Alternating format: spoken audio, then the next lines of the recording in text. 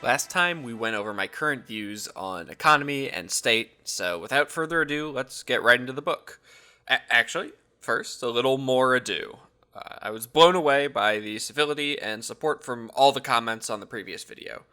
I was actually pretty apprehensive about posting a politically divisive video, and I couldn't have been more surprised. It was by far the most kindly I've ever been disagreed with on the internet ever. So, who knew anarchists were so kind? Anyway, back to the book. Reading prologues is important, and this book is no exception, but with that said, I'm not going to cover it much beyond explaining why I'm not covering it. The main thrust of it is to take down the argument that communism isn't going to work because it's been an idea for such a long time but hasn't been put into practice. He goes then through like a pretty extensive and interesting history of communism thought and experiments, but none of it really pertains to the meat of what I want to get into, so let's just go into chapter 1, which comes to us in 3 parts. Alright, so first observation, Pyotr needed an editor. He likes to make his point several times, so I'm going to summarize part 1 real quick here. We have a ton of industry, and we have so much food, and so much stuff, and so much wealth, and it's just fantastic! I was actually a bit surprised at how pro-industry he was, but I can see very much where he's coming from. I don't have a word for the feeling, but sometimes when I walk into a grocery store, I become overwhelmed with the amount of food, how this would be a treasure trove of unimaginable luxury to humans in even fairly recent history.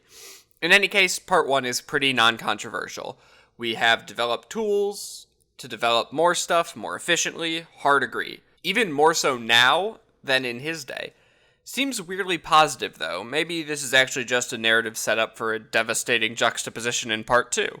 Well, the message of part 2 is most concisely stated in the first 2 sentences. We in civilized societies are rich. Why then are there so many poor? Again, hard agree. I said I would cite my first video, so let's play the tape. I'm disturbed that we have the resources to take care of everyone, and yet so many people are, at the very least, not taken care of, and often worse than that. See, so Pyotr and I are totally on the same wavelength here. We have a ton of wealth, enough to provide for everyone, and yet we don't. Why? Well, he actually doesn't answer that question in this chapter. If anything, this chapter is mostly a justification for the question. But it also brings up another interesting angle, a lens pointed backwards. Whole generations that have lived and died in misery, oppressed and ill-treated by their masters and worn out by toil, have handed on this immense inheritance to our century. So he's saying we've got this massive wealth, and not only is it not distributed to the poor effectively, it was also built off the backs of those who are not allowed to reap its benefits.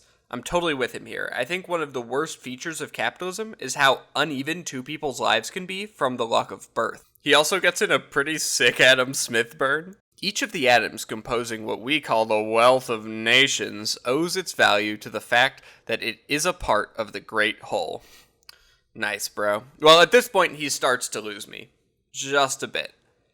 And there is not even a thought or an invention which is not common property, born of the past and the present. And by what right, then, can anyone, whatever, appropriate the least morsel of this immense whole and say, this is mine, not yours? Okay, well, this seems a bit off to me. Sure, anything anyone creates owes a debt of gratitude towards uncountable people in the past. Let's take me, for example. I design board games. When I design a game, that relies on not only the manufacturers who must produce it, the transportation workers who get it to where it needs to go, but it also relies on the entire current and past employees of a variety of software companies who themselves you get the point. Nothing is made in a vacuum. But I can't quite get on board with the idea that the game I made doesn't belong to me. At least a little. More than it belongs to someone who had no hand in its creation, right? Well, let's hope in Chapter 3 he justifies this idea that no one should have any share of anything. Okay, well, he actually does a lot of stuff first, so let's sit on that idea of common ownership while we look at what else he's got. The son of the worker, on entering life, finds no field which he may till, no machine which he may tend, no mine in which he may dig, without accepting to leave a great part of what he will produce to a master. So he gets into stuff that, again, I hard agree with. More to do with the luck or unluck of birth. This worker didn't make worse choices than a child born to a non-working class family, yet their life will be much harder. In fact, most people, or at least most people liberals and right, put more expectation on those not born lucky to work their way out of it. They are expecting those with less to succeed more to get out of their unfortunate situation while ignoring all the extra stresses of that situation that make it non-tenable. If someone is working 14 hours a day at 2 jobs and then has to come home and care for their family, that person won't have the energy and likely won't have the means either to do something to thrust them from poverty. In fact, he transitions into that exactly. It is idle to talk of studies to the worker who comes home in the evening crushed by excessive toil with its brutalizing atmosphere. Tell him, Pyotr! Hit him with another one, but this time have it come from left field. Fine sermons have been preached on the text that those who have should share with those who have not.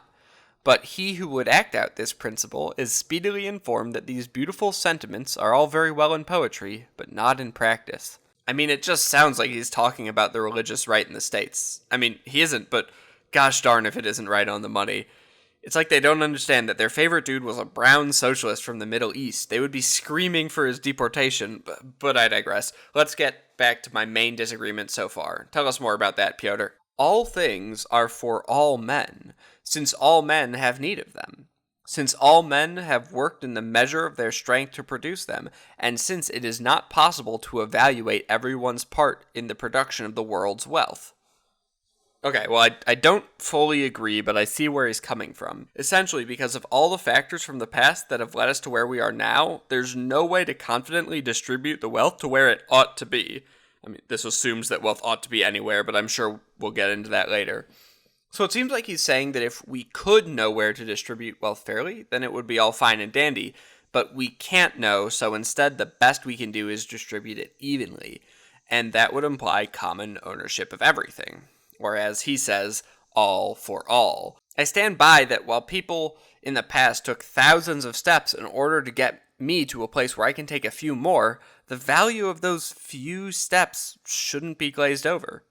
He ends the chapter with a punchy phrase that I can stand by, which I believe is also going to be the topic of the next chapter, the right to well-being for all. And we'll talk about that next time. Thanks for watching.